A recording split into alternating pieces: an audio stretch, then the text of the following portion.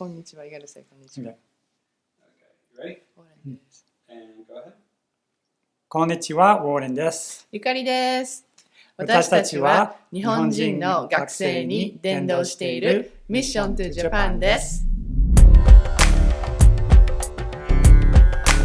I don't know, I almost let you read on the first half of that sentence and then I Mission to Japan shares the gospel with Japanese college and high school students by bringing them to America and placing them with Christian families so they can host them in their home for a couple of weeks. When I was 17, I had the chance to go to Japan, live with a host family for 2 months, had a great experience. I went back again for a mission trip after my first year of college. And then after college, I went for a 2-year missionary stint with 6 others in the same organization. After 2 years, we discussed, how things went, and all of us planted a lot of seeds, but we saw very few conversions. Shortly after that, I brought several students back to the United States for our first, what we call a homestay program. And several of them became Christians. After 2 years of being in Japan, not only me, but my colleagues as well, had a hard time seeing too many conversions. When they came to America, we saw students respond to the gospel. My part with Mission to Japan is, of course, administrative because I still do speak Japanese. And also I teach the Bible study in Japanese. What I like about that is that when the students come here, they love American culture and they love to speak English. But when they stay with the host family, they see something different about them. The way they live their lives, the way they show love towards the students. So they start to think what's different about the host families. I call this show and tell because host families, they show the love of Christ. But through the Bible study, which is in their own language, Japanese, they will understand. Host families will show the gospel, and I get to explain the gospel in our Bible studies.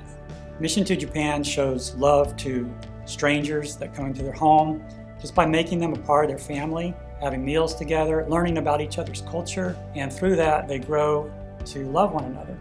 Only 1% of the Japanese population is Christian, and so it's the first time for them to really hear the gospel for most of them, and it really is given in a setting where they feel loved, where they feel part of a family. I think what happens is once you get to know a person personally, not just as a guest, that's when the bond starts to form.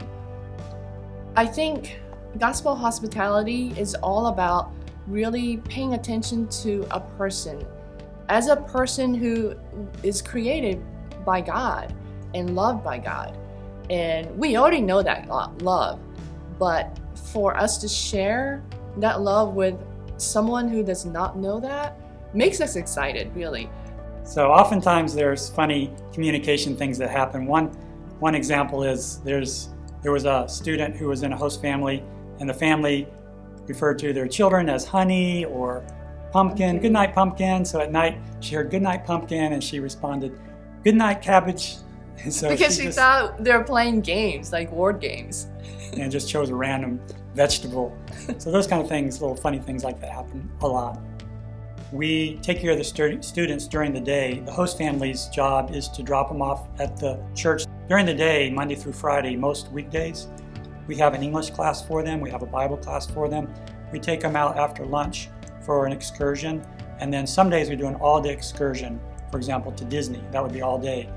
And the host families receive them in the evenings, have dinner with them, talk to them during dinner. And on the weekends, we allow the student to be exclusively with their host family for the weekends. We've been doing Mission to Japan since 1994 full-time, and we've seen over 1,000 students come on our program. We've seen many of them become Christians and get plugged into churches in Japan. When I go back to Japan, usually once a year, I get to see them again and renew those friendships, visit them at their church. It's funny because almost every time I go to Japan, I'll run into someone randomly in a city of millions of people. I'll hear, hey Warren, and I'll turn around and it's one of our former students. From like 7 years ago, 10 years ago, long time ago. I'd like to encourage and challenge the congregation to prayerfully consider hosting a student over Christmas for 1 or 2 weeks. It's a great way to show gospel hospitality, and it may be the first time that a student that you receive will ever hear the gospel, and so it can really make an eternal impact. Hi, my name is Akari. I've joined Mission to Japan's homestay program 3 times. I became a Christian the second time I joined. My life has totally changed, and I'm so thankful for everyone involved in Mission to Japan.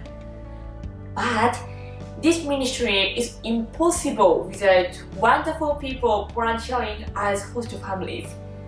Please consider opening your home too, so other Japanese students can be changed forever through Jesus' love. Thank you so much.